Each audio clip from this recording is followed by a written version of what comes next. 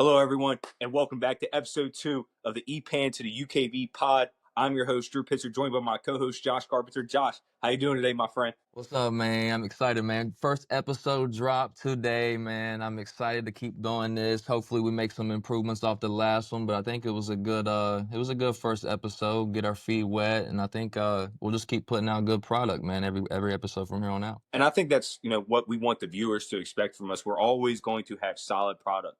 And everything we say is not only going to be based off analytical facts, but it's going to be kind of like barbershop talk. That's like what we were talking about off of last week's episode. We really wanted to improve, how we speak to you guys so we're more human. We don't just sound like robots. So that'll be something that we look to improve. Ain't that right, Josh? Yeah, that's my most important thing with this whole pod is I want to make sure it doesn't sound like we're robotic. I want to give different opinions, but I want to just sit here and chop it up. I don't want us to be reading off scripts and sound like we're just going off certain things. But yeah, I think we did a solid job first episode. And like I said, man, anything you do the first time, obviously you'll have growing pains, but I think it's a good starting point for us. And I'm excited to keep putting out good stuff, man. I think it'll just keep getting better. For sure. And, basically what to expect today on this episode, we're going to be talking about TBT.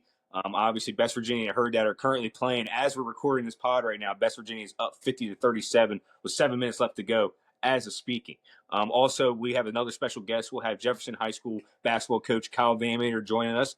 Basically speak on his first year experiences, obviously losing Jamari Jenkins, and what he expects going into year 2. And then, of course, we're going to talk about the NBA and the Summer League, the impact of it. And, a big bombshell was dropped last night within the WNBA at the All-Star game where, pay us what you owe us. And there's been a lot of different opinions that's came out on that on social media, Twitter, Instagram, TikTok. I mean, I've seen so many sound bites that it's made me kind of reevaluate my position on it a couple times, even as we're speaking, Josh. Yeah, I'm excited to talk about that too. I want to get into some WNBA because we haven't touched on women's hoops. I want to talk about some college basketball coaches, players to watch, transfers, all that stuff like that. But let's start with the high school hoops. I saw your article about Coach Church. How was that interviewing him, and what did you learn differently from him this time than the last time? Well, I got to speak with Coach Church a little bit today too, and there was some. He said, "Oh, there's a little bit of inaccuracies." Originally, I thought he only had 350 wins. He told me that was about 100 wins short. So we've got to definitely clarify. He had 450 wins. He doesn't know his exact record because he told me, as I quote, he does not care about that. He just wants to impact lives. So, but I mean, credit to him, 450 wins. I actually did that interview, Josh, back in November at Hedgesville at one of their flex practices. He allowed me to come into and watch the team practice. And I tell you what, it reminded me a lot of the practices that we used to have at Salem. So fast and upbeat. A quiet gym is a bad gym. That gym was not quiet at all. I mean, it was so loud. And again, Hedgesville didn't really finish where they wanted to last year. They kind of had a lot of stuff happen with them, inside of the locker room, and an injury bug got them. But Coach Church really, opened my eyes up a lot about what he went through, in his childhood. I mean, there's things in the article that I couldn't put in there that was really like, wow, this guy has been put through. And I just think he is one of the most misunderstood figures in the state, Josh. Yeah, I'm excited. I'm excited for both of us to get to know our areas more. So I'm excited to get to put the effort in, to get to learn and get to know these coaches up there. You get to know these coaches from down here, mix the history. Because I mean, there's not much knowledge that the EPAC shares with the MSAC in these areas. So I mean, we think we have our own perceptions, and the public has their own perceptions, but there's a lot of similarities, a lot of differences, and I'm excited to talk to all of these coaches from around the whole state, and specifically Coach Church too. I'm excited to get him back on this podcast for the first time and talk to him and see what he thinks about all his little proteges and all his other students that he worked with. And I want to see if he's still got that drive to where he wants to beat these guys, So I'm excited to talk about him, man. I tell you what, like I said, I spoke with him today, and he actually is getting back in town from a Richmond camp. He told me that he'd love to follow up. So I'm hoping I could find a way to get him on here. He already told me, he's like, I'm a little technology deficient. I don't really understand it, but if I can help him, even if I got to do the cast with him by my side, we'll figure out a way to bring Kelly Church on this cast. And Josh, as we speaking on Coach Church, we got somebody from his lineage about to join our cast today. Again, we want to welcome Coach Kyle VanMetre, Jefferson High School head coach, Jefferson High School basketball coach, Kyle VanMetre. Kyle, thank you for joining us today. How you doing? I'm doing good, enjoying summer and having a good time. Yeah, I can see that, man. The beard is looking mad legendary today, my friend. I let it grow during the summer. I don't have anybody I really go see, just go do basketball stuff, so I just let it go during the summer. I know. I bet you, one of my friends, Chris, is hurting right now. He's a barber that cuts your hair. I feel it looks like he hasn't seen you in quite a bit. He hasn't. It's been a little while since I've gone in there. I need to get back and see him soon. School's starting back up, so. For sure, man. So I'll go ahead and pass this over to Josh. What questions did you have for Coach VanMetre today? Coach, I want to start off by asking, how old are you? How long have you been coaching? When did you get to Jefferson? Stuff like that, just basic background stuff. So I'm 30 years old. This last year was my first year at Jefferson. But I coached at Hedgesville Middle for 2 years, coached at Hedgesville with Coach Church for 5 years, and was at Washington for a year with Coach Miller. So I've been coaching probably about 8-ish years total. But last year was my first year as a head coach at Jefferson. Cool. So, like, looking back on your first year at Jefferson, what were some of the biggest lessons that you learned while you were there? I think the main one was I tried to dictate too much. I was more trying to dictate the flow of the game when in reality I had kids. We had to just let go play. I got the job late with a lot of my kids playing football. It was hard for me to put in sets or do different things. So I really just need to let them play. And it took a while for me to understand that part. And so I think by the end of the year, we were really starting to get that going and we were doing okay. But early on, we struggled with it because I was trying to dictate too much and they didn't know how to deal with me and things like that.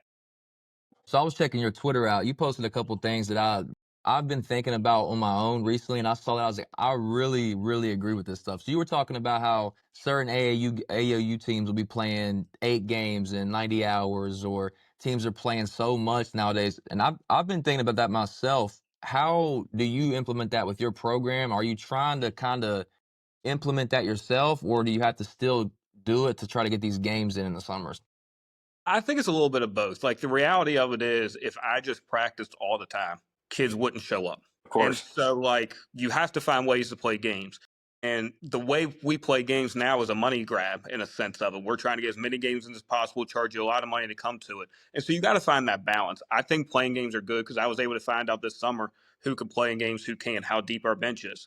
You were able to find out, hey, you're on game 4 in 2 days, and you got to dig deep with 3 minutes left in the game. Who can do it, and who's going to buy in and do those things? So they're really good, but I think we lack a lot of practice. We just want the results to go playing games. When in reality, you got to practice, you got to put in the work in behind closed doors when nobody's able to see you if you want to get to that level. So you got to find that common balance of what you can do, but also keep the kids engaged and what's going to be best for them.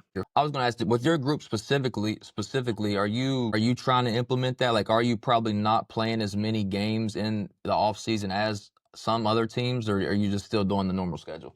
I try to. So I think from when I was at Hedgesville, we're playing way more games than I ever did when I was coaching at Hedgesville. I try to do, at least one team camp, if not 2, to get our kids in front of college coaches there.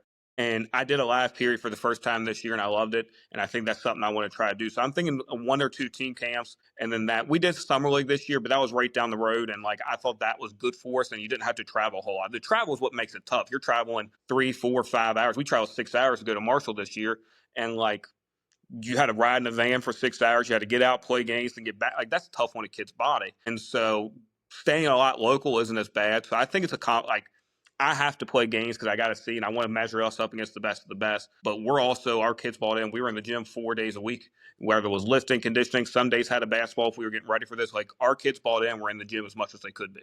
Yeah, I love that mindset. I think more teams need to implement that mindset because the travel, like no matter what level you're at, you have to have rest, you have to have recovery. You can't be playing games every day, every weekend. You have to have it structured to where it's best for your kids' development. So I think more coaches need to implement that philosophy for sure. Yeah, for sure. I think like one thing that I liked, especially with Virginia Live, we had to travel 3 hours to go to Richmond.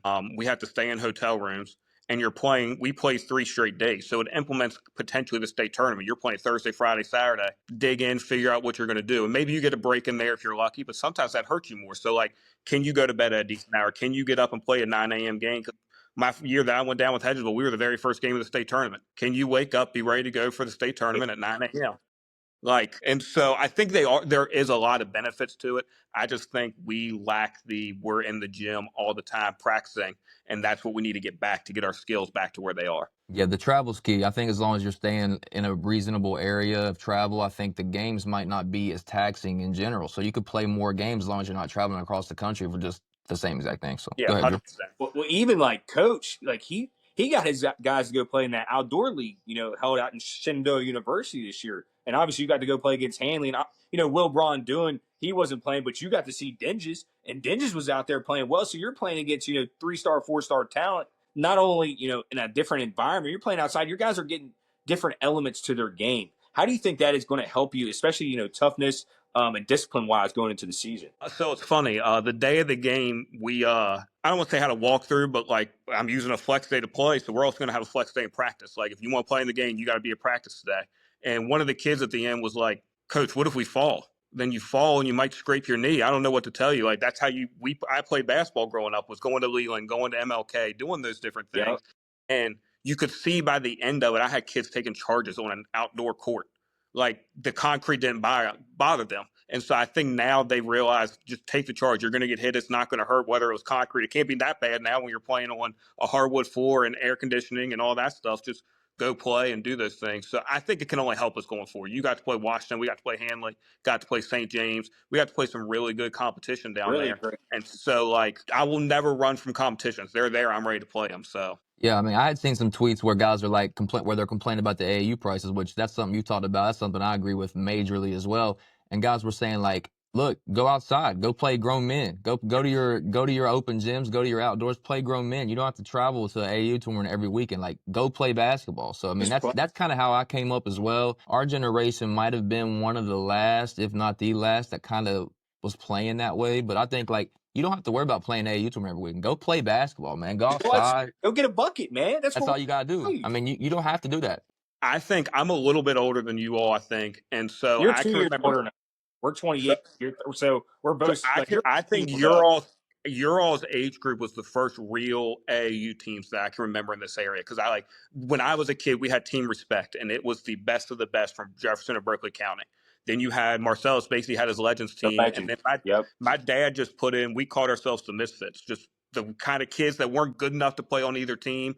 And like we would play locally, but like I lived right next to Eagle School Intermediate. I remember just walking up to Eagle School every day and like, all right, who's here to play basketball? If it's just me, then I'm going to get shots up. Like that's what I can remember doing, not traveling all over the globe just to play. Go outside, find people you didn't know, and figure it out. Yeah, we talked about that a lot in our first episode, how that the youth, and you've talked about this on your Twitter as well. We have a lot of sharing views on these topics, but we talked about in our first episode how these youth programs, these AAU programs are kind of stunting to grow to where the international level now is almost surpassing it just based off player development. So you have coaches and organizations in AAU that's not teaching fundamentals. So you got 3rd, 4th, 5th grade AAU teams traveling across the country, full court pressing the whole game, winning off layups, and then they get in high school and college. And you're like, why are these players not developed? Why do you think? Rely on athleticism. That's it. And it's crazy because Jefferson's been able to shoot the ball really, really well for the past, I don't know how many years. Last year, we didn't shoot the ball well, and it's because we don't practice that. We practice, I'm going to go press the full court and the whole thing. We ended up doing that, and it helped us win games. But at the same time, being able to just be a catch and shoot kid is crucial. Being able to, hey, my guy's driving, I'm driving. There's a help side from the corner. You cut back door because you're just going to get a layup out of it. It's crucial in those things, and we lack those things right now. That's what we need to teach at a young age. Play 3-on-3 in rec league at age 5 instead of playing 5-on-5. Right. Keep the rim smaller. Use smaller basketballs. My dad never let me shoot a 3-point shot until I was in 7th grade. And my dad was the same way. He didn't even let me. Coach Mathis at Hedgesville told me I had to shoot them. And so I listened to him, and my dad just had to be okay with it at that point. I wasn't allowed to shoot because I wasn't developed enough, strong enough to get a shot there without messing a shot up. We need more of that, not just I'm going to come down and shoot as many threes as possible or do this or do that. Yeah. While we're on that, I wanted to ask you specifically, what are you doing to fix those things within your program? How are you using the flex days and how are you using these periods to where you're not just saying, all right, guys, let's go out here and scrimmage, let's go out here to go to these live periods. How are you actually developing those things with the flex days and other practices you had? So when we do flex days this year, we did 3-hour practices, and the first hour was nothing but just skill work. We would come in and it might be ball handling. It might be getting shots up. And sometimes I just told them the gym would be open for this hour. Come in if you who can come in. And I like to see who's going to show up and who isn't, who's ready to get work in and who's not. And I might just give them different things to do, or different baskets had different stations. So we do about an hour of skill work. Towards the end of the season last year, and I really thought it started to help us, we did about 30 minutes. We just built it into our practice. 30 minutes of practice of nothing but skill work, ball handling, curling tight off a screen, popping back and get your foot right, whatever it may be. And we started doing those type of things at the beginning, and then I think it made our practice go better. Kids had to work really hard because it was short quick periods. I put 3 to 4 or 5 kids in a group, so you were never just had downtime, so you always had to go.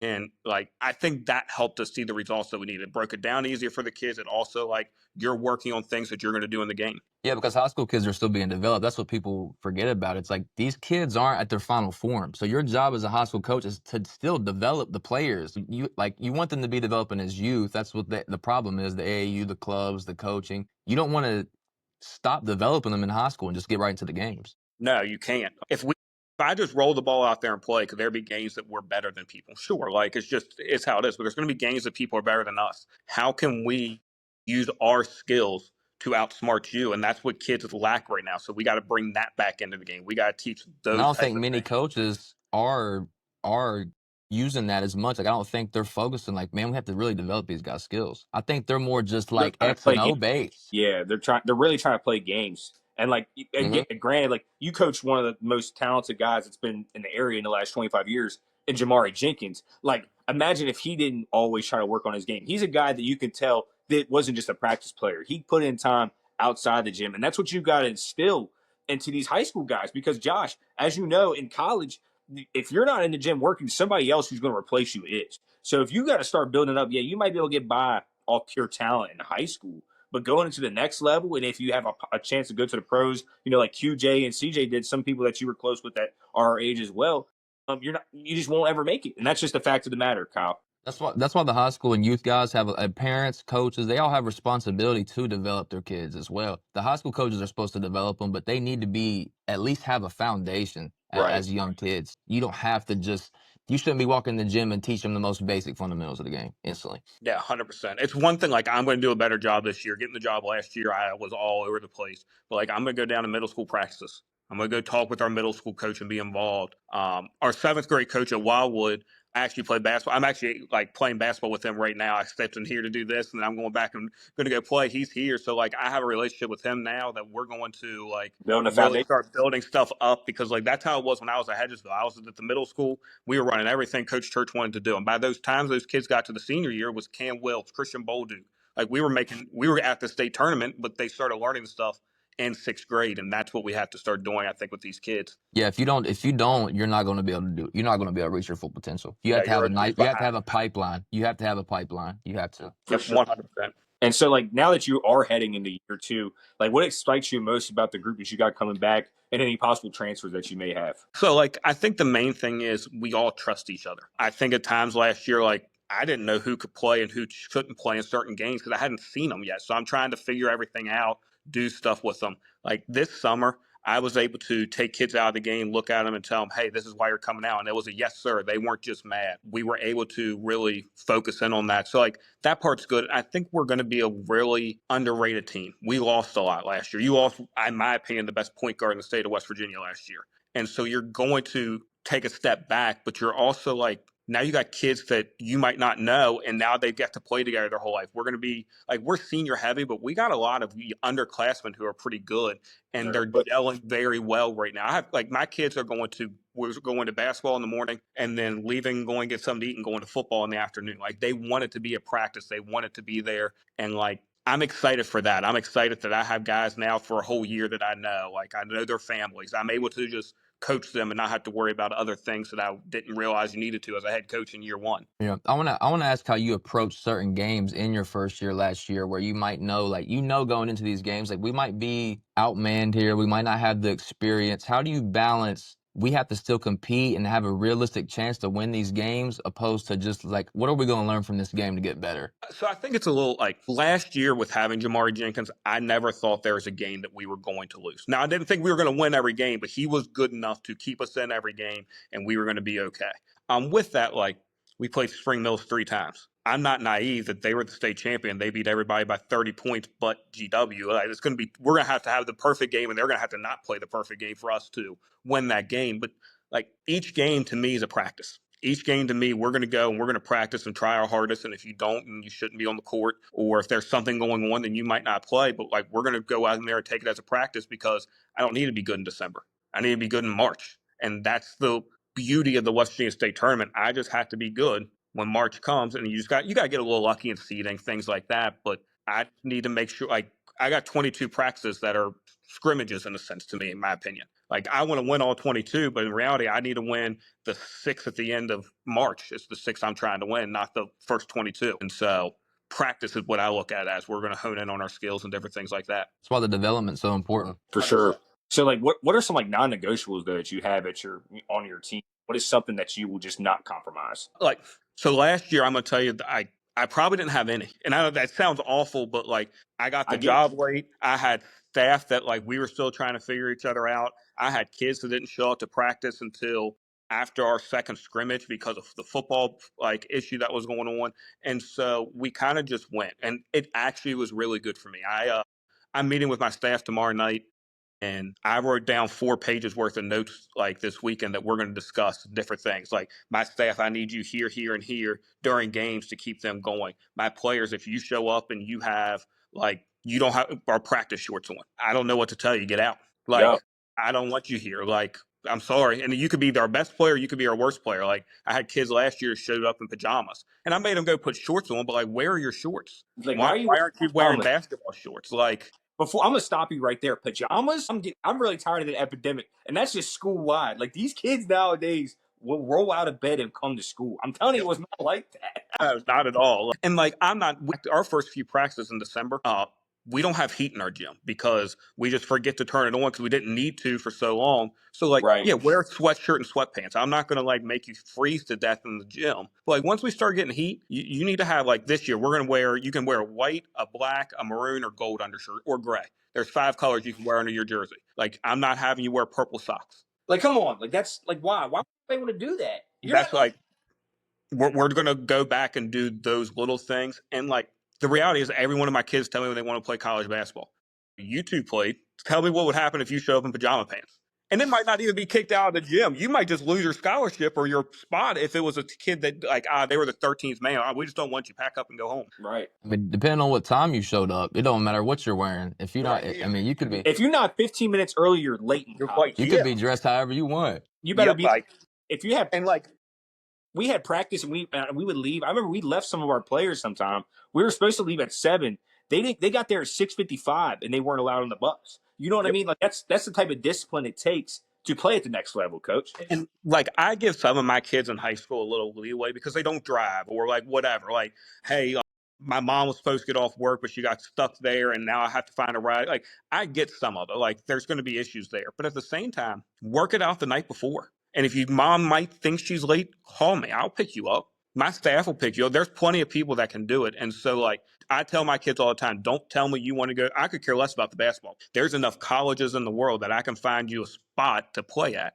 But don't tell me you want to play college basketball if you can't do the little things. Can't show up on time. Can't come to like non-mandatory workouts. Can't wear the proper things. Can't not have jewelry on. Different things like that. Like, do those things, and then we can figure it out. We can talk from there. That's why being a high school coach or a teacher or just anything at that level is so important because you're not just dealing with the basketball side of things. So you're not just a college coach. It's like, hey, this is my roster. Like you have to make sure these guys like are dressing right, are on time. Like a lot of these kids don't care. They're not like, I'm not trying to be in the NBA, but those are your guys. So you still got to go out the way. Like you're basically a parent in the sense. And then you got to deal with other real parents. You got to deal with administration, or the gym might not turn the heat on all Christmas break. Like when we practiced at Riverside, we never had the heat on once all December. We never had it. So we had parents. The parents didn't love the players, didn't love the coaches. The administrators didn't love the team. They didn't really care. So you're already behind the 8 ball to start. You can't be behind to start and then think you're going to compete at the highest level in West Virginia. And then you're definitely not going to compete at the highest level on the next level. It's something I'm going to tell my parents this year at our parent meeting. Like, and I don't teach at Jefferson, so it's a little different. But like during basketball season, I probably spend more time with your kids than you do.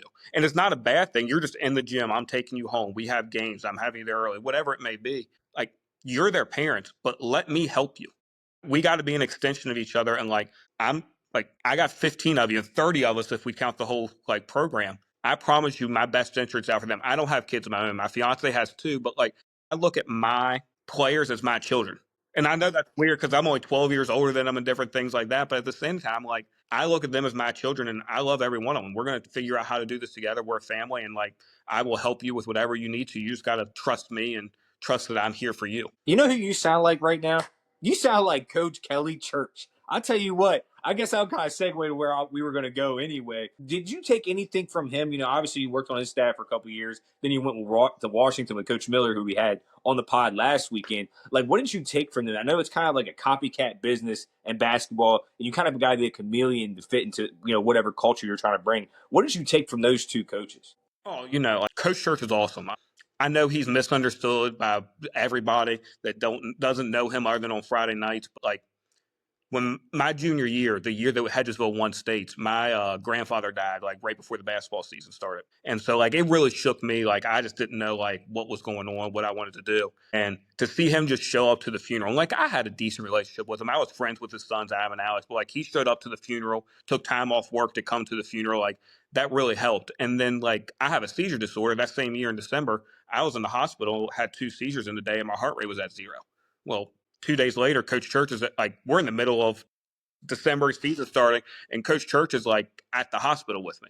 And so, like, to me, he's a second dad. My dad keeps my book. He's in my life. I love my dad, but I talk to Coach Church as much as possible because he's a second father figure to me. Like, he's taught me so much. He's the one who made me say I love you to my parents. So, like, now I make my kids say I love you because it's something that I need to do every time I get off the phone. Like, things like that. And so he's a great guy for me to learn from. Take the basketball part out of it. Like his basketball mind's great, but just his things that he teaches you outside of basketball is what I want to instill with my kids. That's why that level is so important. That's what, like we just said a minute ago, like the high school, middle school, the youth role models are literally the most important because they're not just a coach. They're literally a parent. They're a teacher. They're a coach. They're everything into one. I mean, it's very important. Well, I got another question for you though. Like I know it's always feels good to win, but to come back and beat Coach Church after he was up by what 15 in the first half, to go back and beat him for I think it was your first conference W. I know you had it got forfeited, but I know that had to feel pretty good, man. Oh yeah, like I can remember going in the locker room and just kind of sitting there for a second. Our kids were excited that they won. They just made a big comeback. Like it was great, and like I just sat there and took the moment in. It was really good. Now the thing that sucked was 5 days later that win got taken away, and so like the high that I had just became a very low very quickly. And he was the first person that I called. I called him and I was like, hey, like I didn't do this on purpose. I didn't know, and like he was great about it and everything. Like I talked to Coach Basile about it as well, but like that win there felt Musselman was my first EPAC win, but they got taken You're right. away. You beat him at Musselman, right? I beat them at Musselman. They ran that diamond one, and game. it gave us all the problem in the world. But then, like Y'all beating couldn't Hedges, anything that game, dude. Y'all couldn't. nothing. You know, Neither like, could they though. it was like 2 for 22. It was like the lowest scoring game I feel like I've ever been a part of. Like it was miserable. But like getting that one was good. But beating Hedgesville the way we did, the way we came back, and our kids didn't give up, like it felt good that they fought for me.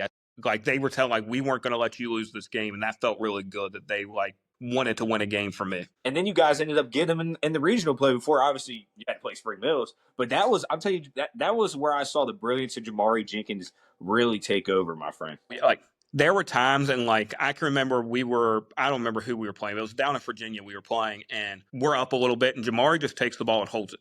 And it wasn't something that I called. It wasn't anything. And like I remember one of our fans yelling, "This isn't Hedgesville." I didn't call it. I got a point guard out there who just did it himself. If you were going to be honest, I wanted to keep going because that's how we play. But then he just held the ball for 3 minutes. He was just like, "No, we're good. We're going to hold this ball. We're going to hold it for 3 minutes and get out of here with a win." And that's where like his IQ was so high. Like he just understood like this is what we need to do to win the game. If we keep going, they might get a chance to come back, whatever it is. That was awesome to see. Right. Like the best defense is having the ball possession time. That's offense. You know what I mean? And Josh, I'll let you go. I know I've been yapping his ear off, but like, dude, I tell you what, you have to bring some of those principles. Everybody hates what Kelly Church does with that eagle that's spread out and everybody's just moving the ball and killing clock.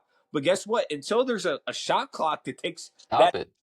Why wouldn't you use that, Josh? Yes, I mean, my thing is stop it if you're the defense. My thing is stop it. But I wanted to ask you, Coach. I played in the MSAC. I graduated Riverside 2016.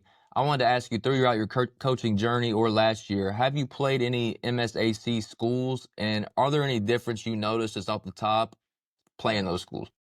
So I didn't play. I was supposed to play Beckley and South Charleston last year, but I did not. It got snowed out and we just weren't able to make them up. And so when I was at Hedgesville, we actually would go down and have joint practices with GW. Coach Church and Coach Green are very close friends. And so we would go down there, and to see the like physicality that GW would practice with and play with and things like that was crazy compared to what we were doing here. And like I say this, Coach Church practice is one of the most difficult practices I've ever seen. Like Coach Green made it more difficult with physicality. You're going to get a rebound, and there's people just smacking you all over the place. Where we're looking to run a little more and do things. And so, like, I haven't got to play a lot of teams down south because Coach Church plays more local teams and doesn't like travel as much. And then my first year at Washington, we didn't get to make our schedule, so we played Maryland and Virginia schools. But moving forward, we have. I'm going to try to start scheduling some more. This year, I didn't get it, but I do play Beckley this year, I guess. But then after that, this year, I'm going to try to start playing some more schools down there because it makes us better. Like, we got to play those. If we want to win a state championship, we got to go through them. And Right. so, what can we do to get prepared for that? Because they're going to call it differently down south than they call it up here. And that's just the reality of it. And it's wherever you go. So we got to get used to that type of stuff with it. Yeah, that's what I like about me and Drew's relationship is that we're from so much of a different area in the state, but we're still the same state. So like we're gonna get so much more familiar with both of our areas. Like I'm down south, I played in the MSAC. I'm getting way more familiar with that area. He's gonna do the same here. Like Coach Green, like you mentioned, he's one of the greatest coaches in state history. There's a lot of great coaches like that's been through here. And then like the physicality, like I've noticed that my whole career, like in high school, I think a big thing with that too is the officiating. Like that's what they want here. Like they wouldn't say around here like the refs are great. Like nobody loves the refs around here, but they let you play so physical to where that's kind of what you have to play. So it was just imposed on us. Like this is how we have to play. If you don't play this way, like every week, so it's Capital one night, you're getting full court pressed all night. Football players, athletes. Then it's Beckley, same thing. South Charleston, same thing. Then you have your GWs, the finesse, the Coach Green. I mean, it's a gauntlet just like your all's is a gauntlet as well. And I'm excited to get those two more familiarized with each other. Of course. Yeah, I want to play those schools. I think it's good. Like me, like if I played Hanley, like that's an awesome game to go play. But I'll never play Hanley in a quote unquote meaningful game. Like, Right. let me go play GW, and then I might see you in the state championship, in the state tournament at some point, and now we have a little idea of what to expect. How good is Noah Lewis? How good is this? Like, whatever the case may be, we have an idea going into what it looks like. And so, like this year, we do play University a couple times. We play Preston. So, like, those are two guys that are now in our region that, like, I'm excited to at least get to see before all of a sudden I got to play them potentially in a game to go to the state tournament. Like I enjoyed that part of it. I don't have anything to hide at this point. You can watch every one of my games on YouTube. Like it's not like I'm trying to hide stuff from you.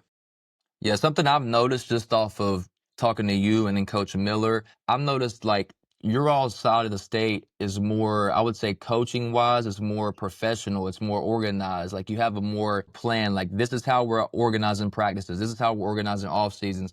A lot of teams in our area is just rolling the ball out there. And we're like, we got better athletes than you, we're gonna play physical, we're gonna press you, we're gonna beat you. So I think you do have your GWs though, like you have those sprinkled in there, but the majority here, it's like, man, it's just pure athletes are just getting after you. Roll the ball out and play, man. Yeah, and it's grueling too. Off of that, I'm telling you, like it looks like a lot of times that they're not really coaching, but some coaches thrive in the chaos, especially if that's their team's identities to cause havoc.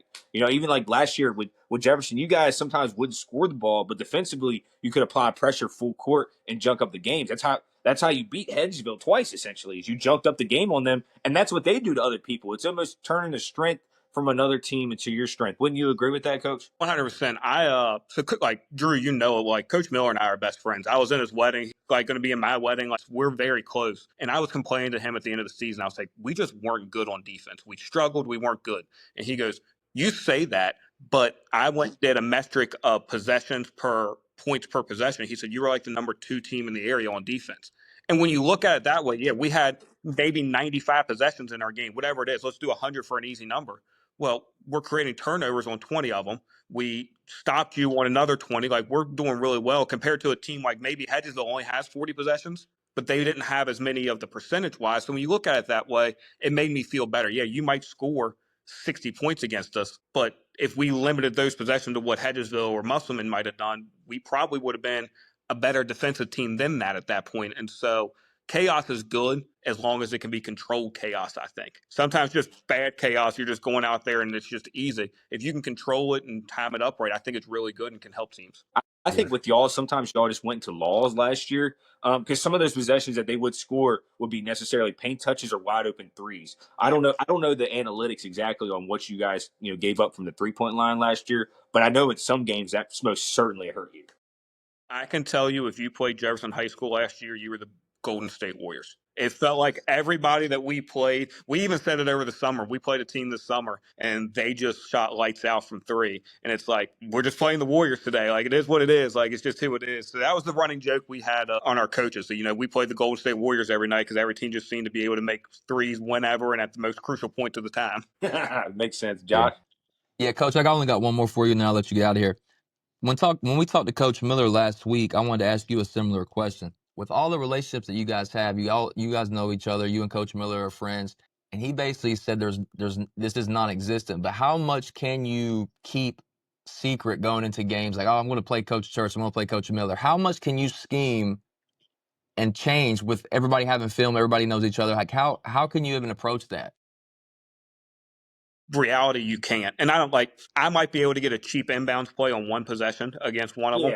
But the next time I line up that way, they already know what we're doing. They have assistants that's watching that, and they say, hey, watch for this after the one time. Or you might be able to get a quick set play off. The reality of it is you just have to get your kids to fight in those games. I can tell you, like, off the top of my head, I can name 4 sets that Martinsburg just runs without even hesitating. I can name, if Musselman has a shooter, they're calling the shooter's number. He's running the right side of the court. Martinsburg, if they go 4 high, it's a push to a balls UCLA, ball screen, double screen. Like, just little things that you know what's going on. Like, I watched your all's interview with Coach Miller. Like, he said it. Kelly's still calling stuff that he called when we were playing there. Like, and to be honest, I'm calling some of my offense the same thing as Kelly. Like, I'm not changing it. Like, I'm not surprising you if he calls this offense Duke and I call it Carolina. Well, we both know the same thing. Let's just call it the same and move on with our life, and it makes things easier. So you really just have to prepare your kids for it and just be ready to show up and play games. So you say that, though, but I saw on 3 different occasions last year, once against Washington and twice against Hedgesville, where you had that out of bounds and drew up 2 phenomenal plays before it ended at half scenarios. So there's times in the games that I've seen, especially you, I've seen Coach Miller, I've even seen Coach Rogers. Rogers has terrific in the game out of bounds plays too, or like late clock, shot clock execution. So, I mean, there's little things that you can find points, but like you said, you can't just change your identity overnight. That's like, we usually we play Friday night. I got to practice on Saturday, practice on Monday, play Tuesday, and then, practice Wednesday, practice Thursday. I can't put in a different play now I can add a little wrinkle to a set play we might have already had in or something like that. But like a high. I'm trying to this year, I'm going to have a pocket full of set plays, inbounds plays, whatever, and it's just going to go to one of my assistants and, hey, we're in a time where the ball's taken out underneath the basket. Let's run something new. Like, let's just go. We have this here, and we draw it up on the whiteboard out of a timeout or a set, whatever it may be, because the reality is I went into the Hedgesville playoff game with 2 pages worth of call sheets of anything that we ran when I coached there or when I played there. I don't care if you didn't run it since 2011. It was on the play sheet if I remembered it because I needed to prepare our kids in case they did run it. And so that's where I was about to go with that. So because of all those things, what wins these games then? Who spent the most time developing players to where they individually can just run conceptual actions, and who's got the best guys out there? Because at the end of the day, everything else is a wash. I mean, what really wins those games at the end of the day? The best players? I think some of us are the best players. The reality is if we lined up the 5 best players from both teams, like, they're kind of the ones dueling it out at that point. With that, like, I think ultimately for the EPAC play is who's going to try harder for 32 minutes. Can I get all 15 of my guys to try harder than all 15 of your guys? And if we do, we're going to have a really good shot at the end to win the game. And I think we have great coaches in this area. I think if you get us in a late game scenario, I trust myself and my staff that we're going to be able to put you in a spot to win. And we didn't do it all the time last year, but like, I trust that if it's a close game at the end, you're going to be in a spot that you can win. But I just need you to fight for those 32 minutes and not take a play off, not get upset about something. Just play basketball, and we'll be in a good spot at the end of the game. Yeah, sure. If I were you, every time I played Coach Church, Coach Miller, I'd have those 5 plays that nobody's ever seen. We're drawing them up on the spot. When we need something, we're running that. They have never seen it. That's the only way you can go about that. That's what, when we played Washington in the last game of the year, that's what I had it was an out of bounds on defense, and I hadn't ran it all year. And it was just, this is what we're doing on this. We're either going to win the game on it, or we're going to lose the game because we hadn't really practiced it a whole lot leading up to it.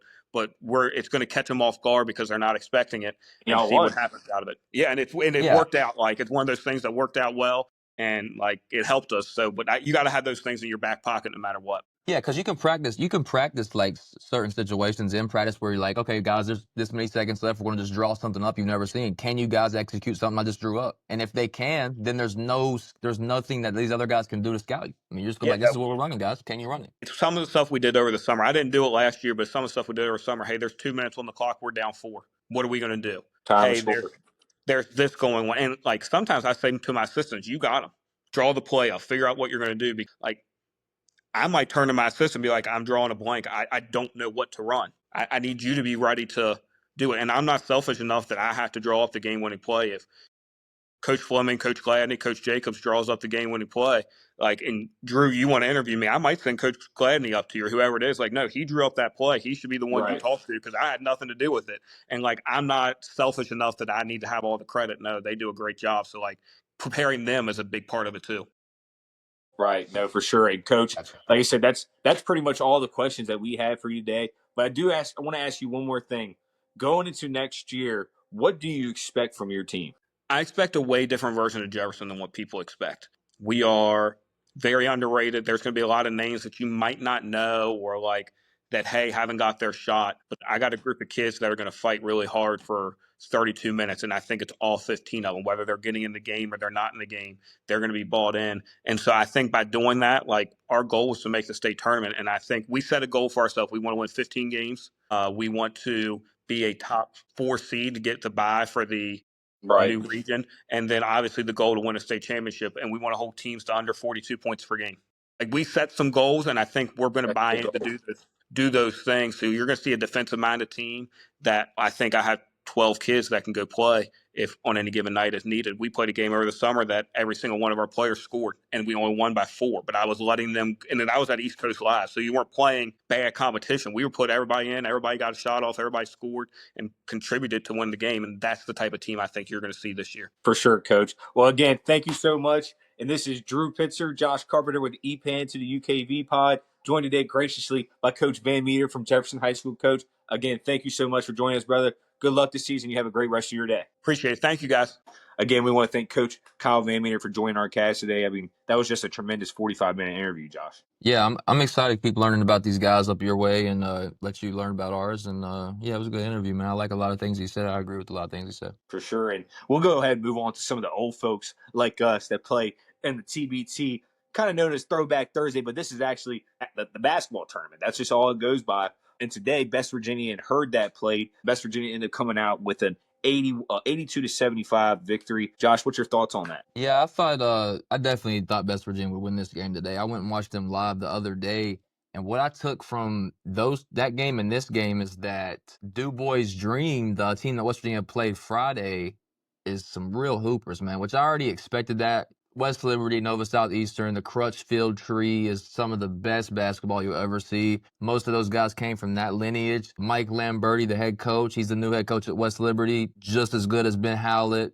Crutchfield alum. So those guys are some legit players, man. And you saw that. I mean, West Virginia squandered a 17-point lead just because they had the ability to shoot the basketball. I mean, like you said, the Nova Southeastern, the West Liberty, now about to be IU Indy, at the Division I level, are all about experience. Why these teams, on average, are scoring anywhere from 95 to 100 points. The turnovers, the turnovers they were forcing, man. That's crazy. They just allowed themselves to stay in the game, and it maybe during that little middle stretch, from the end of the first quarter to the middle of the second quarter, where they really got themselves behind and they slowly dig themselves back because they were knocking down shots. What really hurt them defensively against West Virginia was the fact that West Virginia was just scoring inside at will.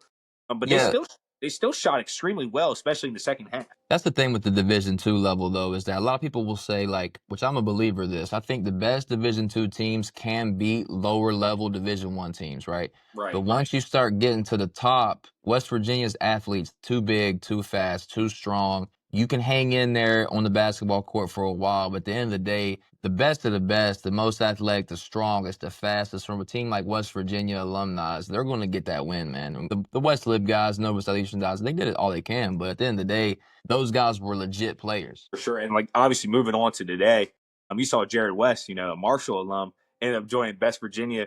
And, Heard that was missing quite a few notable people, weren't they? Yeah, I was surprised it was as close as it was against West Virginia today because, Elmore couldn't play in the Summer League. Kinsey couldn't play in the Summer League. So I was surprised it was even close when you told me that final score. I thought West Virginia would beat them 20 plus. I mean, they just didn't have their guy. I truly believe. Listen, I'm a West Virginia guy. You know that through and through. And you being at Southern State, you're more of a Marshall guy, which is cool. I mean, I forgive you for it.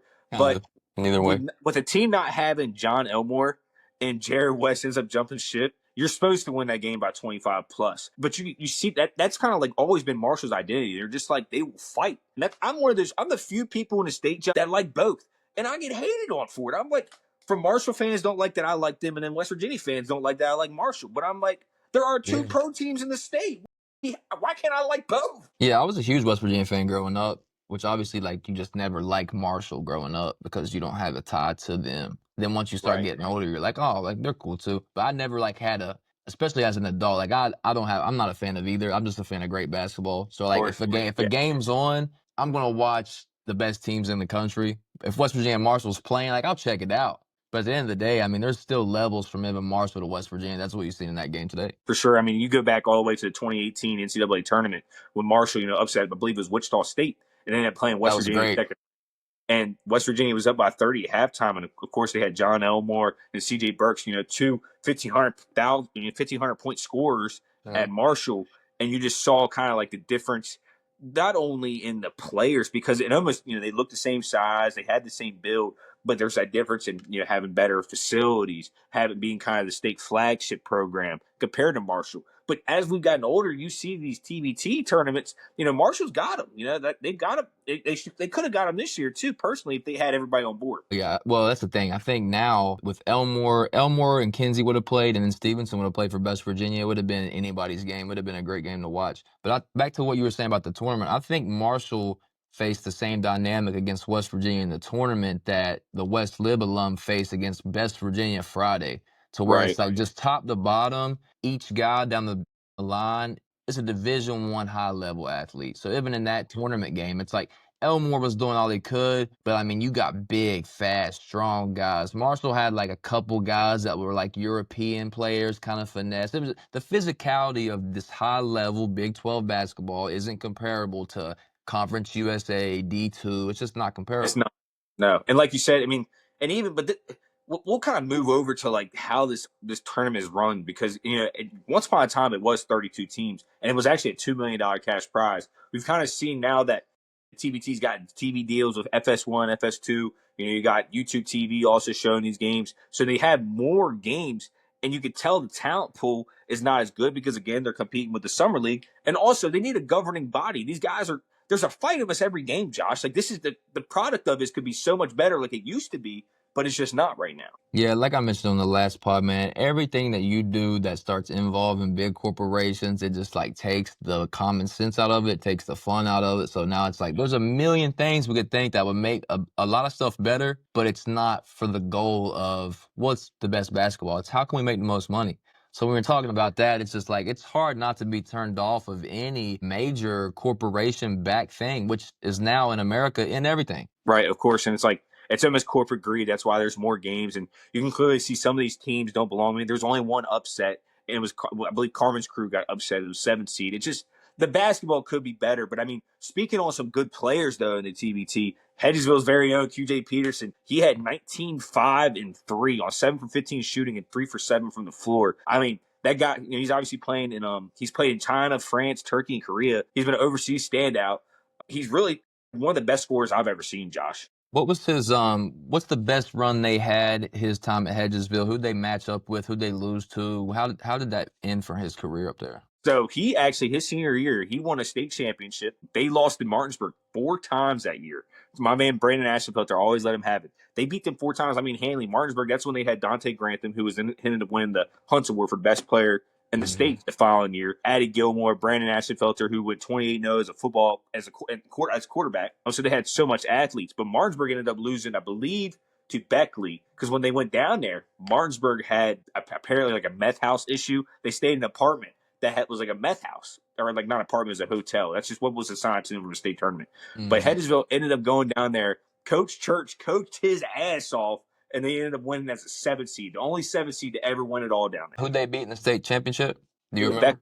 It was either Beckley or GW. I mean, if you look it up on Max Preps, We'll do that right now. Let's just go fact check, see how right I was. So we'll go Yeah. look up 2012 Hedgesville High School basketball. High school basketball. All right.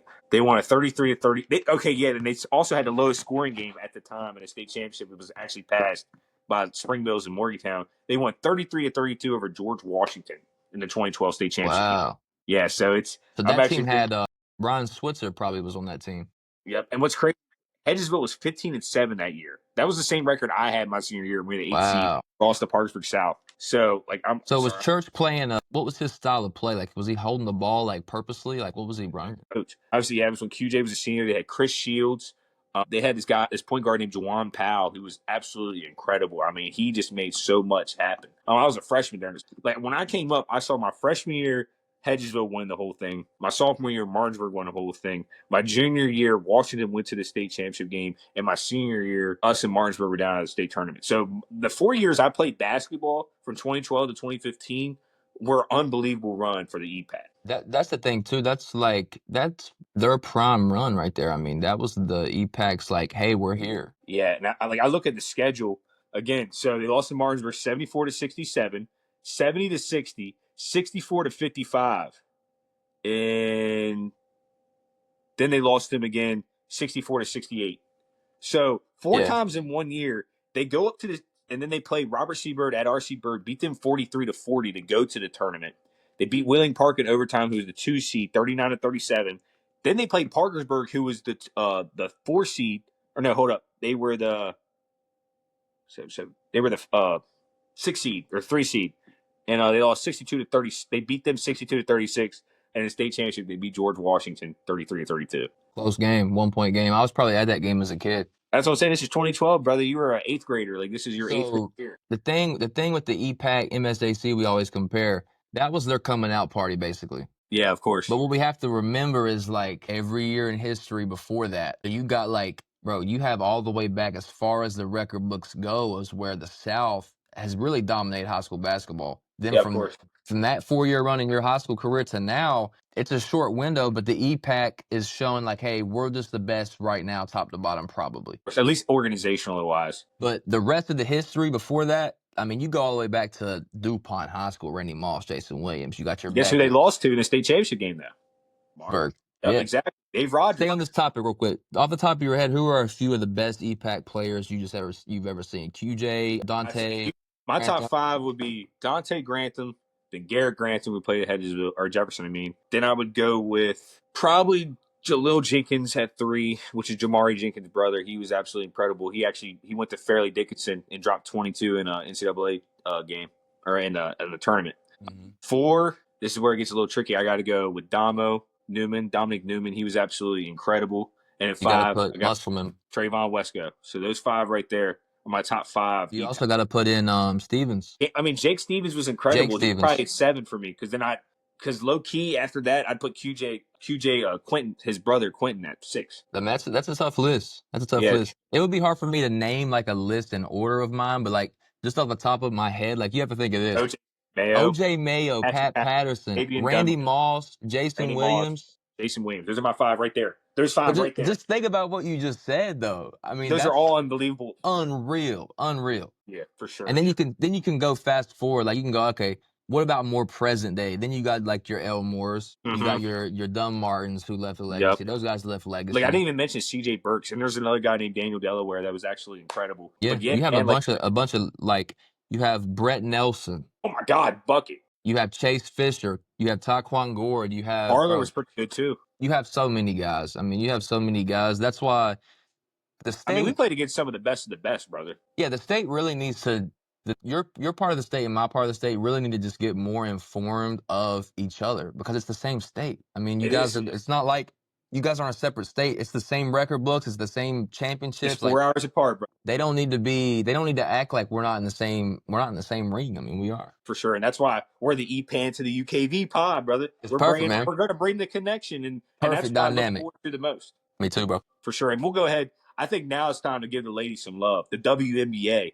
Again, there was some controversy last night. I mean, we were talking about how they said, pay us what you owe us. And again, the original thought was, okay, if you look at it year by year over the last 4 years of their CBA, they are actually $50 million in the hole. But when you break down the numbers a little bit more, and actually I saw Dave Portnoy, somebody I really don't typically agree with, who tweeted out, hey man, the WNBA exploding. There's a 42% raise in viewership. Obviously, in those games, it's usually a 38% chance that Caitlin Clark is involved in some way. But Angel Reese is also very huge. I think Asia Wilson is the greatest player to ever touch a basketball on the women's side. Josh, I know how you feel. The WNBA is really starting to go places. I just worry that maybe a strike or something that they might have with this capitalistic background that the United States is could cause the NBA to be like, you know what, let's just cut ties. Somebody else can deal with the problem. And that would be terrible for everybody involved. Yeah, and I understand. I support the players' point of view. Like, Of pay us course. what you owe us.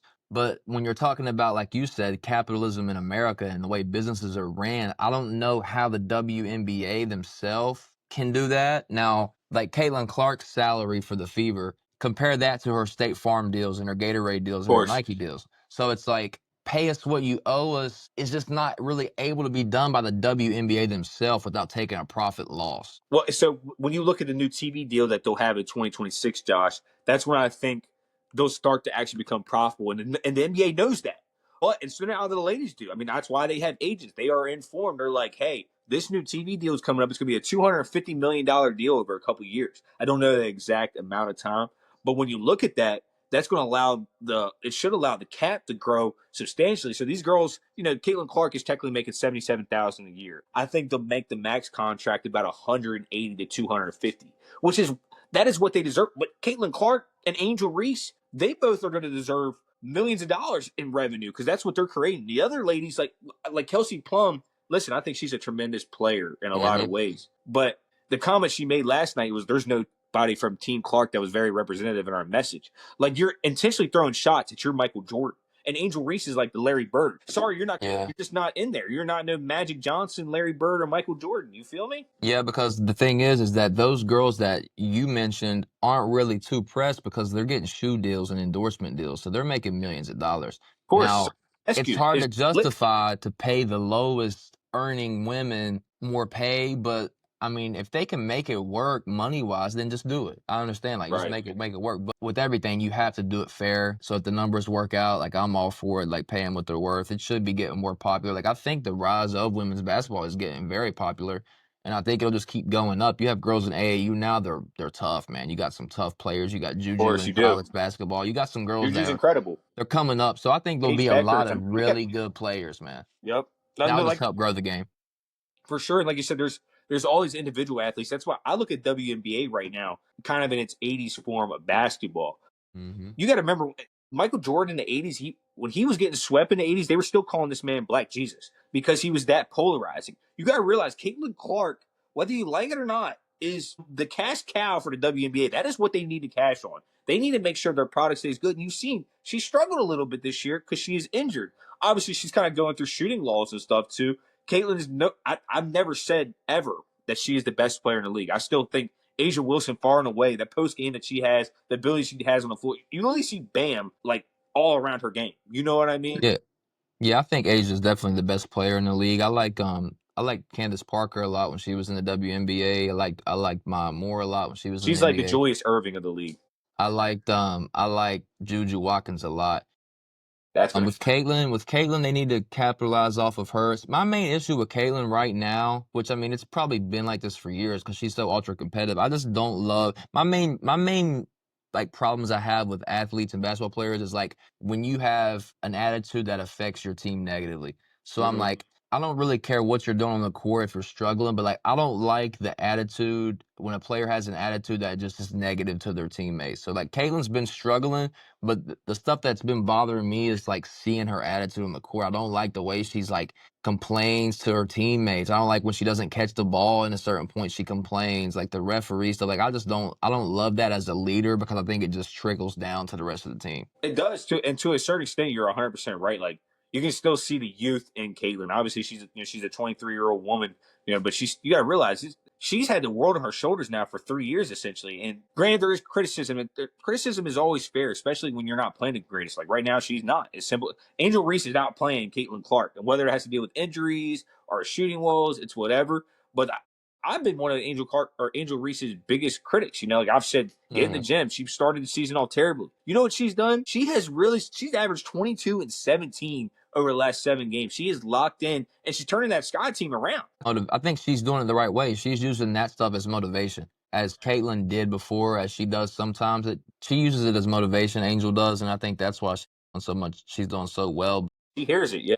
It's hard to be that critical of certain women's players because they might not be the most skilled players. So it's like it's hard to judge them on a developing game. In a developing game, they're still learning. So it's like I just want these stars to be like good leaders first, more than anything. For sure. And like I said, kind of wrapping up, WNBA, I do think that product is eventually going to explode. Like, I mean, when I have a daughter, like I look at that, like, man, I hope one day, the next 20, 25 years, maybe if they again, this is hypothetical, lower the rims down to 9 feet and watch these ladies start punching on people, then really watch the product go. If you want viewers to go, I've seen a lot of girls now. Like there's some AAU prospects, some girls that are punching it. There's some overseas women that are punching it. There's some good players, man. I just think that anything you're selling, the product is the best. It sells the best. So just keep developing the players, keep getting good girls, keep doing that. Everything else will work itself out. They just, like you said, I love the comparison of the NBA in the 80s. That's what this is right now, and I love it, man.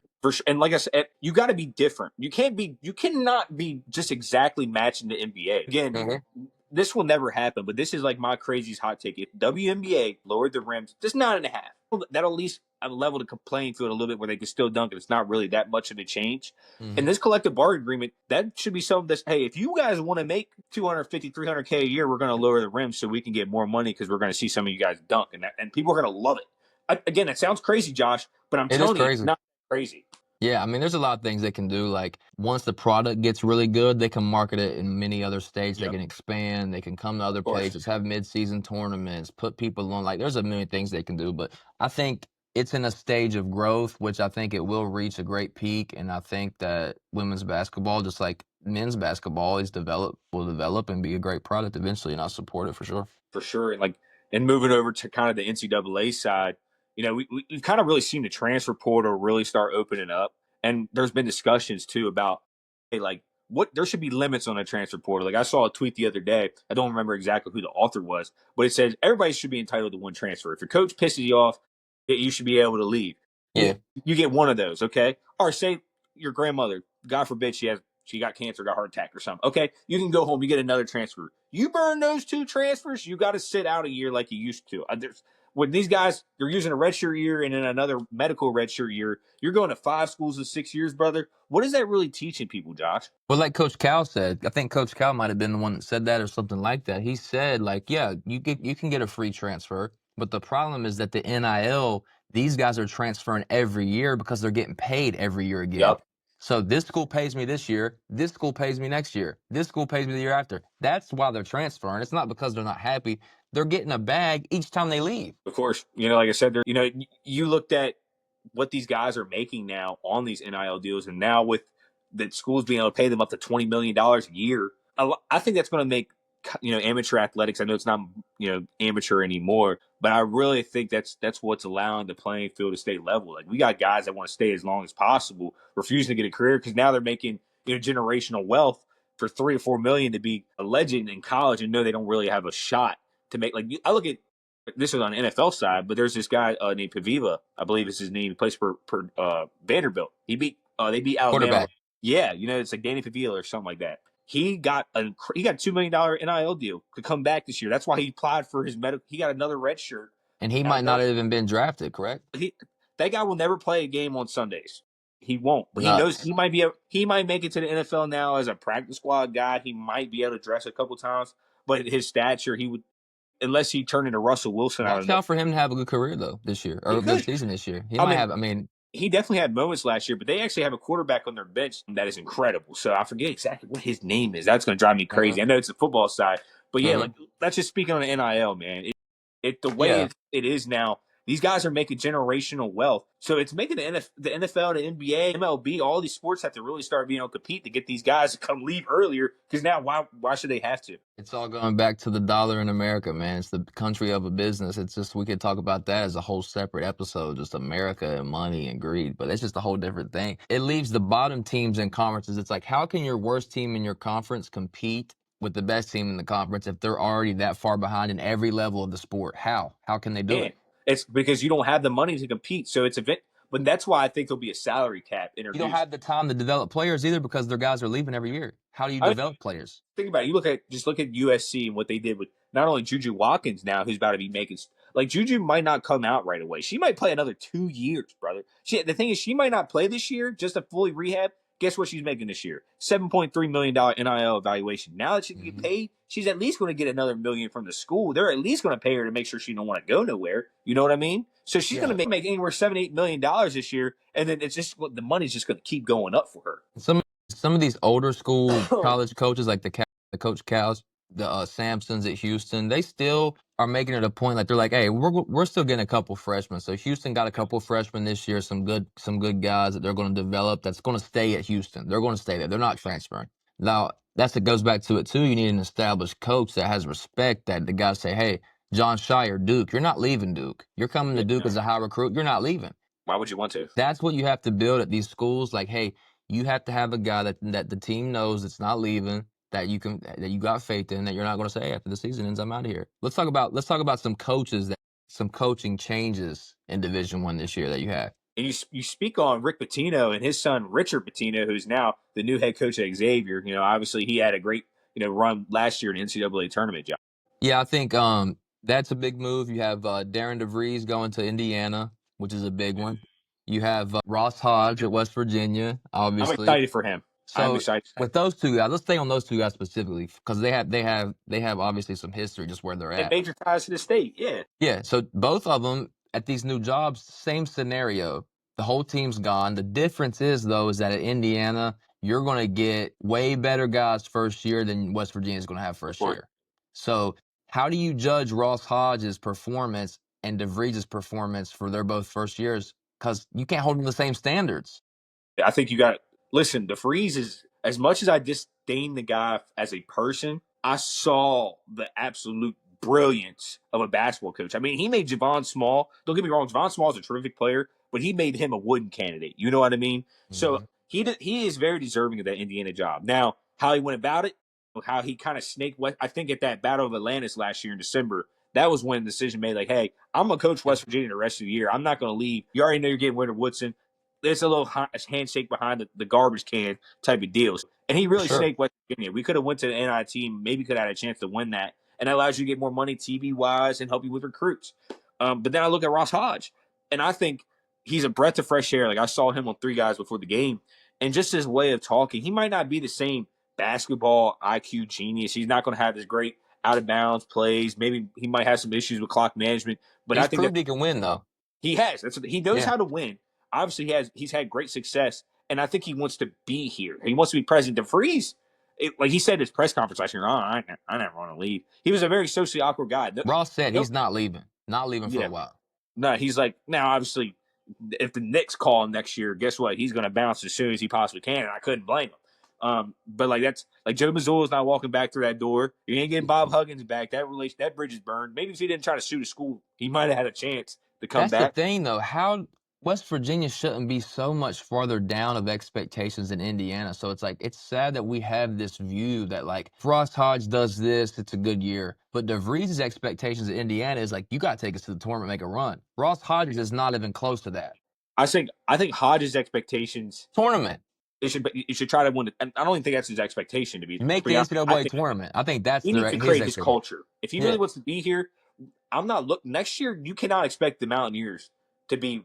I mean, you got to realize how bad that really hurt the program. They're not making a tournament. They're not. I think so. I think psychologically, that's going to take a little bit of coming back to, unless you're absolutely dominant. I mean, West Virginia at one time last year was ranked as high as number 11. Josh, I mean, they had DeVries is going to be reloaded. Oh yeah, DeVries is a heck of a recruiter. That's one thing that you notice about him right away is how did he get Small from Oklahoma State? I don't know. There's no way he should have left there. I mean, he would have been a perfect fit for them, and he just knew how to. And we having a big brand of Indiana behind your back compared to West Virginia, and you just put them on the board. You say Indiana University, West Virginia in basketball. Who's the mecca of basketball for real? Everybody will say New York. No, it's Indiana. It's Hoosiers. They got a movie about them, man. Be real. That's what Ben Howlett was saying. He was saying, like, look, I'm not worried about finding guys for IU Indy. Like, we can go to any tournament in Indiana and we can get some guys from here. We can get JUCO guys, D2, D3. But I think DeVries, and you have Tucker DeVries, who's a bucket. He's going to show. He already showed he's a bucket. So the expectations just shouldn't be that high, shouldn't be that different, in my opinion. Like, if you're West Virginia, you have to build yourself back up to, like, we're respectable, man. When you look at, like, we'll speak on Tucker. Like, there's been so many rumors about what his time was like in Morgantown, and it's completely ironic. He played 8 games, just the limit to be able to play, and he never had any reconstructive surgery on his knee or on his shoulder like that was reported. He actually had a scope, so he got his shoulder scoped. A scope recovery is 10 to 1 to 2 weeks. He was out the last 3 months of the season. He went off in that Battle of Atlantic tournament. Never saw from him again, because that's what I'm not just throwing stuff out there and hoping it sticks. I've connected the dots.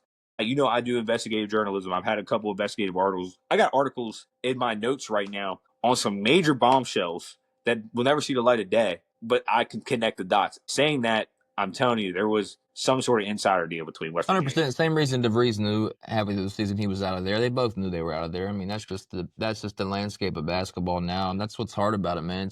It's hard to enjoy all these levels of basketball from kids to the NBA without being upset about, like, man, this politics sucks and this sucks and this is hard. That's the thing too. I was thinking about earlier, real quick. I was thinking, what makes a great basketball player? You know, like people are like, man, it's not fair. Like, it's not going to be fair. So your whole journey's not going to be fair. From as a kid, you're going to have kids getting special treatment. You're going to have kids that's getting playing opportunities. You're going to have kids that have parents present in their life. Right. All those things are character building things that people need to start putting in the kids again now. So when they get to college, they're not just out of there every time something bad happens in their life, man. Well, I mean, like you said, there's a lot of different character issues, I think, that get started with the transfer portal. I mean, when the going gets tough, you get to run from the grind. Now, I'm not, like I said, if a coach disrespects you or you're having issues at school with somebody else, you should be able to leave. Like high school, college, I mean, NBA.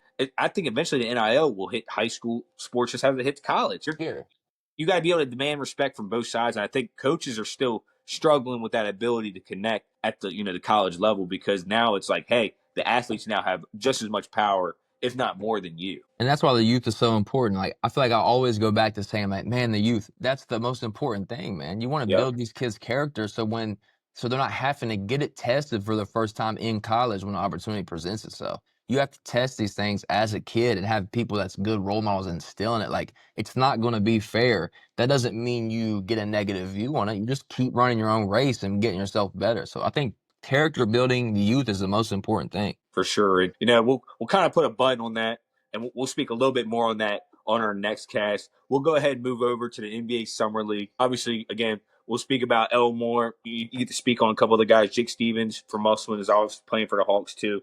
What excited you the most about this NBA Summer League, though, my brother? I think it's just, I don't know, man. I'm kind of more discouraged about the Summer League. I just feel like it wasn't the best brand of basketball. Like, and every Summer League's like, oh, it's not the best. I just feel like it wasn't great basketball, man. I think the problem with the Summer League, though, is basically how we've talked to these coaches about. Like, the training, the practice, the fundamentals is lacking. So, like, even our Summer League product now, obviously, it's going to be a trickle-down effect. So, the Summer League, to me, is not great basketball right now either.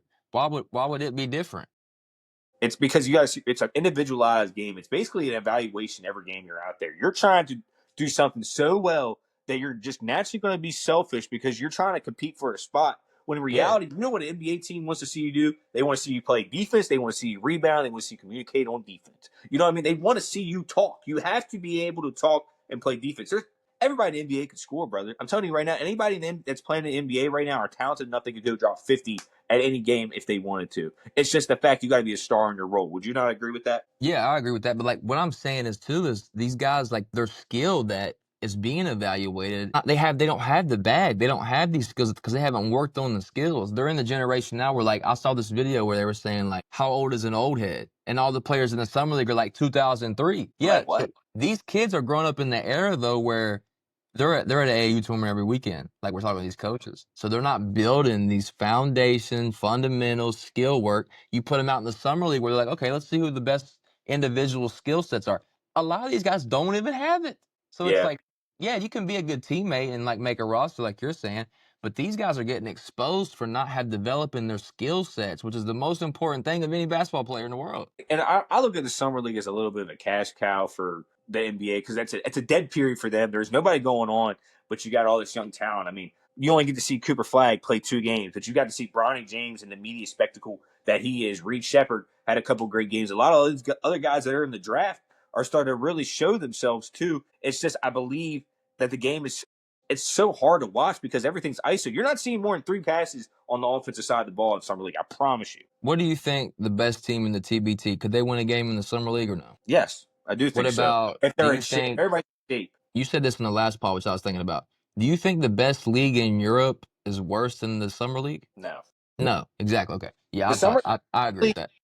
you got to realize the summer league is full of talented people who might not otherwise be great teammates. Like you It's see just a lot of that. prospects. Yeah, you see a lot of these guys like, okay, this guy's clearly talented. There's a reason why he got an offer here. Like we'll use Jake as an example. I love Jake to death. Jake may never play on an NBA roster because of his lateral foot speed, but in the summer league, in the TBT, he hit 2 game winners last year. Is absolutely dominant. It's just because he basically you look at him as like a Boban, Marjanovic, as a center. Except Jake is a 50% 3-point shooter, so that kind of gives him a little bit of leverage ahead. He might make the NBA as a third center, somebody you can add in there to space out and shoot the ball. Like Yin Jin Lin used to play back at the Wizards. That's elite knowledge right there from like 2009. He's very similar type of game, but it's the way the NBA's play. You got to be able to switch 1 through 5, man. Yeah, like we talked about last time, the guys that have the best summer leagues, though, to me, are guys that have already been in it before and that are currently on rosters. So you got these guys like Filipowski, Drew Timmy.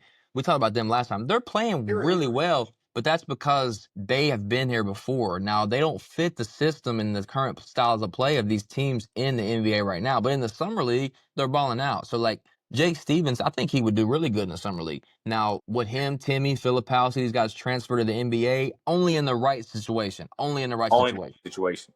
Now, a guy in the summer league that's not developed, though. So say like you have a raw athlete that doesn't have the skill of Jake Stevens. He can almost be implemented in a bunch of different teams because he can do what you said in the beginning. He can be he can guard. He can do the glue guy stuff. So he can make a roster, and he's not necessarily even close to his skill. It's just they're looking for prospects. There's only 1 or 2 stars really out there every year. Yeah, if that. I mean, sometimes there's not. When you look at that, that's why I'm saying the NBA, everybody can score. You have to be able to guard to not only make the team, but to get ticked. When you look at like QJ Peterson, he played he played for the Knicks a couple years ago, and he had 25 and 28. Guess what? He's still yet to appear in an NBA game, and that's not a shot against QJ. He's had a tremendous career overseas. That's why when people get mad because whenever you say you win an NBA championship, right? They have won their world champions. You'll see people be like, "I won a game, why you going world champion?" No, they're world champions.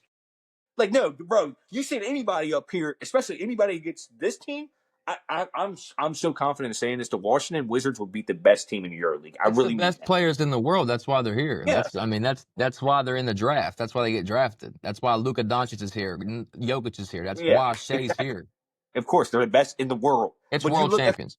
That's why you got to separate the summer league and the NBA because 100%. literally, I think it goes summer league, college basketball, NBA. That's where I think because the summer league is not going to be near the good product. They're going to have better players than some guys that are in college basketball, but college basketball is consistently going to have the best players. But that might change. I think what's going to eventually happen if college is not paying them enough, teams overseas in the EuroLeague are going to start snagging these guys. There's a lot of teams that can. There's one team that's going to pay somebody great money. They'll do that for a year, get their film up, send it back to the league. Now it might not be good for the product, but that's what they're going to do because they're going to go where the money is.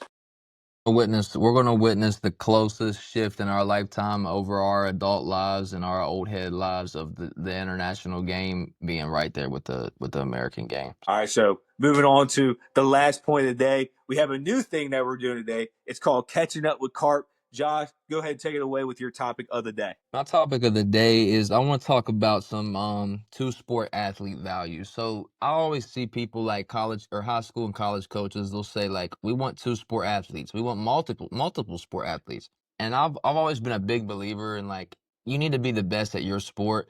Like, I probably have a controversial take where I'm not huge on multi-sport athletes once you get to a certain level. So I love multi-sport athletes as kids. So it's like, okay, 5th grade, 6th, 7th, 8th grade. Okay, cool. Now, once you start getting to high school, I think like if you want to be a college basketball player, I wouldn't say go play football in high school. I wouldn't recommend it. Let alone what I say you should. Like, I wouldn't recommend you play football. As if your goal is to play college basketball, I wouldn't say play high school football. There's a million reasons why. I mean, injuries, da, da, da. But I think you should just find what you want to do, become great at that, practice it, train it, get the best you can at that sport. Now, as a kid, play all the sports. But I just don't like how coaches will be like, I want this multi-sport athlete. He was a football star. He's a wrestler. He's in 12th grade and he has no skill set on the basketball floor. So it's like, I don't want you to sacrifice the skill of your sport to be a multi-sport athlete just to be more athletic, more stronger, tougher. You can achieve toughness. I didn't play football once after 8th grade. I didn't miss out on toughness that I would have achieved. I gained the toughness from AAU, playing in the park, being gritty mentally, getting in scraps on the court, like just being tough, you know?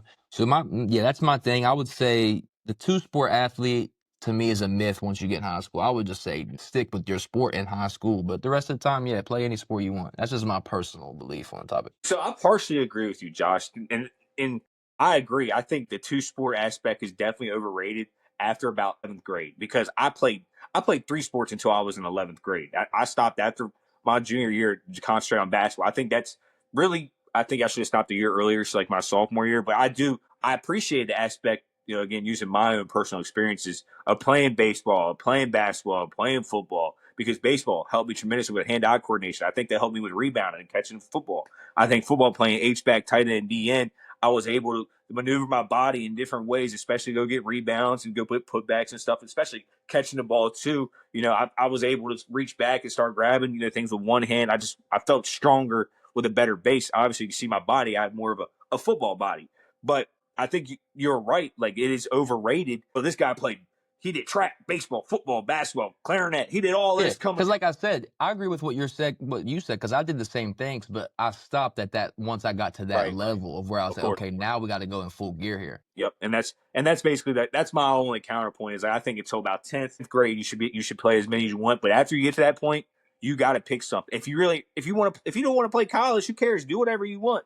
But if you have dreams of playing in college and you are known that you're lacking on skills, like say you're deciding between football and baseball, we'll just use that. You're more physical in baseball. You're a 200 hitter. You better stick with football and just give it up after your sophomore year. It might hurt, but you'll appreciate it more if your goal is to ultimately play college or even professional. Exactly. If you make a decision is like that, I want to be a college athlete in this sport, you got to lock it in. You got to lock it in year round. You got to lock it in year round, man. So yeah, I agree, bro. That's all I got. For sure. And I tell you what, Josh, for episode 2, I think it's already been so much better. We want to give a huge shout out to Coach VanMetre from Jefferson. Obviously, we got to talk to him about a lot of things. He's really excited going into year 2. We've got great points about the TBT, talked about Caitlin Clark, Angela Reese, Asia Wilson, and Sabrina Nescu, all those women trying to make sure that they can get a little bit more of a pay raise. You know, you got to cover, you know, catching up with Carp, obviously a 2-sport athlete. You know, we got to cover everything today, and it was really fun. And we want to wrap up by saying we can't wait for this episode to come out. Obviously, episode 3, we really record on Sundays typically, so we'll make sure we try to keep this up on a good schedule for you guys. So stay tuned for episode 3. Really hope you guys enjoy this episode. I am Drew Pitzer, Josh Carpenter. Love you guys.